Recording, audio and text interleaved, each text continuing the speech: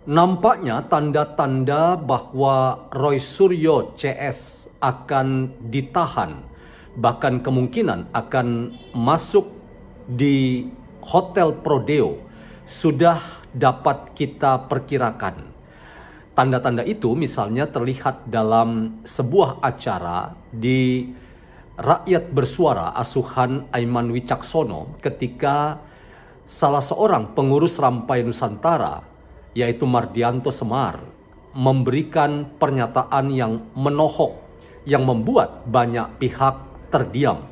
Termasuk yang terdiam itu adalah Aiman Wicaksono sendiri dan Roy Suryo ketika polemik sekitar apakah ijazah Jokowi itu adalah palsu seperti yang dikatakan Roy Suryo, dan juga apakah ijazah Jokowi itu adalah asli seperti yang dikatakan oleh orang-orang yang menjadi pendukung Jokowi. Tetapi pada akhirnya yang memutuskan bahwa ijazah Jokowi itu asli atau palsu itu adalah pengadilan, dalam hal ini para hakim. Apakah tanda-tanda dari ngototnya Roy Suryo mengatakan bahwa ijazah Jokowi 99,9% palsu atau juga 1000 triliun persen palsu itu dapat membuat kita semua sebetulnya sudah dapat perkirakan bahwa memang itulah kesimpulan akhir, ataukah kita masih menunggu sebetulnya keputusan yang dibacakan oleh para hakim dalam tahap pengadilan ketika proses penersangkaan terhadap Roy Suryo CS itu pada akhirnya akan segera memasuki babak baru. Babak baru itu adalah ketika hari ini Roy Suryo, Rismond dan Tiva harus memenuhi panggilan dari para penyidik Polda Metro Jaya untuk dimintai keterangan, dan apakah Roy Suryo akan ditahan karena tuntutannya tidak main-main, 12 tahun penjara, dan apakah memang pemidanaan itu pada akhirnya sampai pada proses pengadilan dan Roy Suryo pada akhirnya juga menjadi orang yang harus bertanggung jawab terkait dengan pernyataan-pernyataannya yang mengatakan atau menyebutkan bahwa ijazah Jokowi itu adalah palsu sepalsu-palsunya. Teman-teman, mari kita bincang hal ini. Selamat datang dalam channel YouTuber NKRI atau Simon John Official atau Meragukan Filsafat, sebuah channel yang secara sadar dibangun untuk turut mengedukasi ruang publik virtual Indonesia dengan menawarkan alternatif berpikir dari lensa pemikiran filsafat untuk membaca fenomena sosial, politik, kebudayaan dalam konteks Indonesia kontemporer, tanpa berpretensi untuk menggiring opini kita mempercayai pandangan-pandangan dalam channel ini.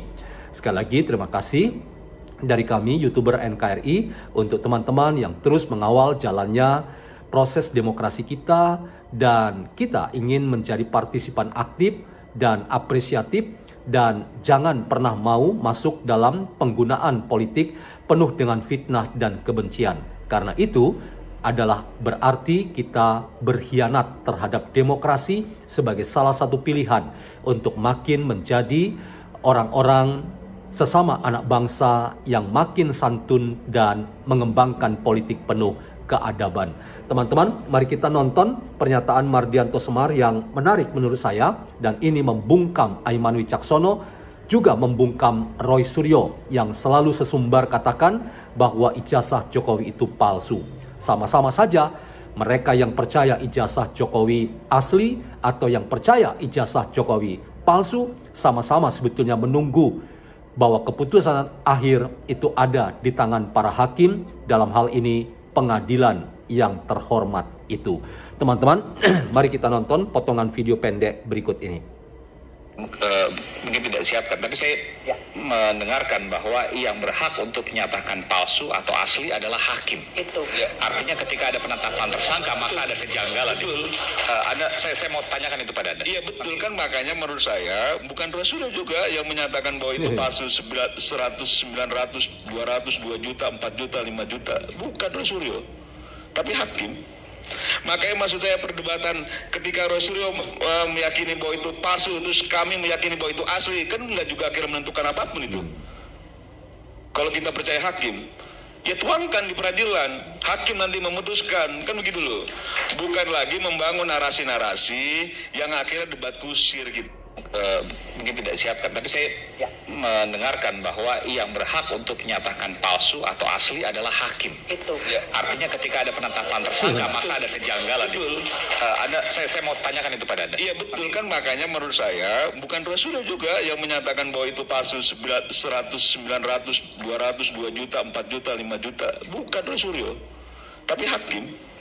Makanya maksud saya perdebatan ketika Roy Suryo meyakini bahwa itu palsu, terus kami meyakini bahwa itu asli, kan nggak juga akhirnya menentukan apapun itu. Kalau kita percaya hakim, ya tuangkan di peradilan, hakim nanti memutuskan, kan begitu loh. Bukan lagi membangun narasi-narasi yang akhirnya debat kusir gitu. Mungkin tidak. Ya, teman-teman, Anda silakan ikuti tayangan ini secara lengkap di Rakyat Bersuara, asuhan Aiman Wicaksono. Dan poin saya dalam konteks diskusi kita itu adalah betapa benarnya apa yang dikatakan oleh pengurus Rampai Nusantara, kalau saya tidak salah namanya Mardianto Semar. Jadi Bung Semar ini menurut saya menolong kita untuk tahu dan sekaligus mengira-gira. Sekali lagi kita tidak mengedepankan ya bahwa kita menghakimi atau kita sudah tidak menunjukkan kewarasan bahwa proses untuk menegaskan bahwa seseorang itu adalah bersalah itu tetap adalah proses hukum yang menjadi lembaga terakhir untuk menetapkan seseorang itu bersalah dan harus bertanggung jawab. Jadi dalam konteks ini teman-teman, saya hanya mencoba merekam tanda-tanda dan kemungkinan itu yang menjadi masalah dari kita selalu melihat ya perdebatan yang tidak ada habis-habisnya dan tidak ada ujungnya. Bahkan ketika penersangkaan Roy Suryo itu kemudian hari ini ya kita melihat bahwa para penyidik memanggil orang-orang yang menjadi bagian dari klaster kedua, yaitu Rismon, Roy Suryo dan Tiva. Tetapi kita juga melihat betapa mereka merasa bahwa panggilan ini adalah panggilan yang belum berarti bahwa ini berarti akhir dari perjuangan mereka. Mereka terus menunjukkan eksistensi bahkan nyalinya dan menyampaikan orasi-orasi untuk memberikan efek bagi komunikasi yang mereka bangun untuk mempengaruhi opini publik bahwa mereka bukan bagian dari pembuat kerusuhan atau kegaduhan, karena tegas dikatakan Tiva atau Roy Suryo atau Rismon bahwa mereka adalah akademisi yang sedang menjalankan tugas dengan baik. Bahkan mereka terus menyalahkan bahwa bukan kepolisian yang menarget mereka, tetapi ada kekuatan besar yang itu selalu ya sekali lagi dan berulang-ulang yang disebut, yang dimaksud itu adalah kekuatan mantan presiden, mantan seorang yang pernah berkuasa, dalam hal ini Jokowi. Jadi dalam konteks ini teman-teman, Anda bisa menangkap upaya menggiring opini untuk menyalahkan Jokowi, bahkan upaya menggiring opini untuk menegaskan bahwa Prabowo sebagai presiden ke-8 harus keluar dari persoalan yang dapat ditimbulkan oleh Jokowi dengan menyelamatkan 8 orang yang ditersangkakan atas kekuatan pesanan Jokowi. Nah, Roy Suryo misalnya katakan bahwa kalau Presiden Prabowo ingin menjadi presiden nomor 8 yang begitu terhormat dan elegan dalam posisinya sebagai presiden hari ini, maka ia harus menjadi bagian dari sejarah perjuangan orang-orang yang menyelamatkan para aktivis dan akademisi dari target yang dibuat oleh Jokowi untuk membuat dan membungkam para aktivis dan akademisi yang sedang menjalankan tugas dengan baik.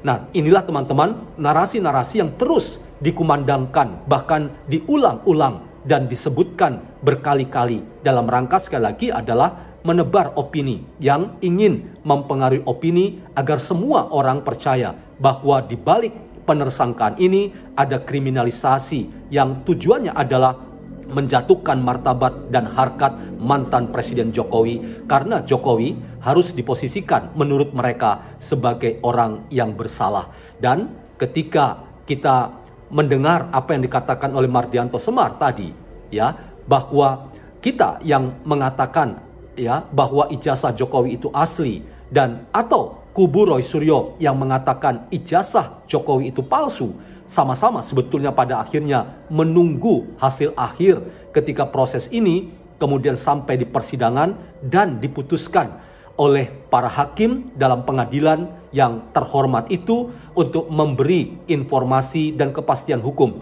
Apakah ijazah Jokowi itu asli atau ijazah Jokowi itu palsu? Namun teman-teman, sebagai tanda-tanda yang awal untuk kita tahu dan bisa menakar-nakar apa sebetulnya masalah pada diri Roy Suryo dan kawan-kawannya sehingga mereka ditersangkakan, maka kita sudah bisa tahu jawabannya. Karena mereka sudah menghakimi dan memberi kesimpulan akhir. Jadi bukan lagi hipotesis, tapi sudah tesis.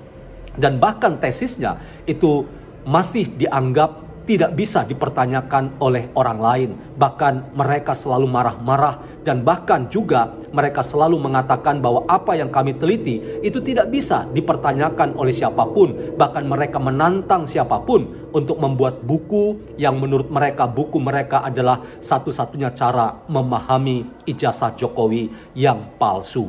Jadi dalam konteks ini teman-teman, kita juga bisa menakar-nakar sebetulnya, memperkirakan, melihat arah angin dari penersangkaan ini, bahwa sebetulnya pada akhirnya siapa yang telah berkoar-koar meneriakkan sebelum keputusan pengadilan atau hakim mengetuk palunya bahwa ijazah ini asli atau palsu, tapi sudah kemudian menyimpulkan bahwa ijazah Jokowi itu palsu, maka inilah sebetulnya yang sudah bisa kita perkirakan Roy Suryo pada akhirnya memang layak ditersangkakan. Bahkan ada yang percaya bahwa Roy Suryo adalah orang yang pada akhirnya sangat layak untuk kemudian diproses, dinaikkan lagi dalam proses pemidanaan seperti dikatakan oleh Ariston Pangaribuan, ahli hukum pidana dari Universitas Indonesia, bahwa kepolisian itu berhak dalam kerja criminal justice system,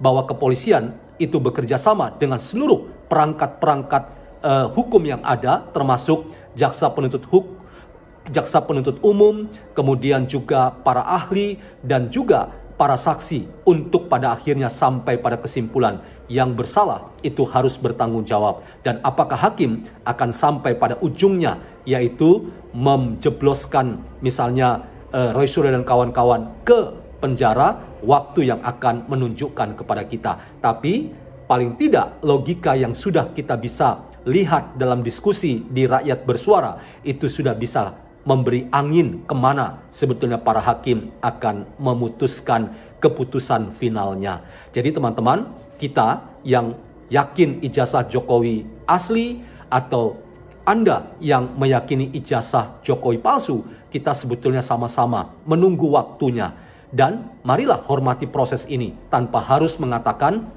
bahwa ada kriminalisasi atau ada tangan yang kuat dan besar, dalam hal ini Jokowi, yang menarget penersangkaan para tersangka. Biarlah proses hukum terjadi, karena endingnya pada akhirnya adalah proses pengadilan yang terhormat itu. Jadi saya dalam konteks ini tidak ingin mendahului proses pengadilan. Biarlah proses pengadilan yang menentukan asli atau palsunya ijazah Pak Jokowi. Tapi paling tidak kita sudah bisa membuat catatan kecil terkait dengan arah angin dan kemungkinan apa yang akan terjadi hari ini dan ke depan. Apakah penersangkaan itu sampai ke pemidanaan dan kemudian Hotel Prodeo akan menjadi tempat untuk sementara orang-orang seperti Roy Suryo Rismond dan Tifa? Waktu yang akan menentukannya. Salam YouTuber NKRI, salam waras untuk kita semuanya.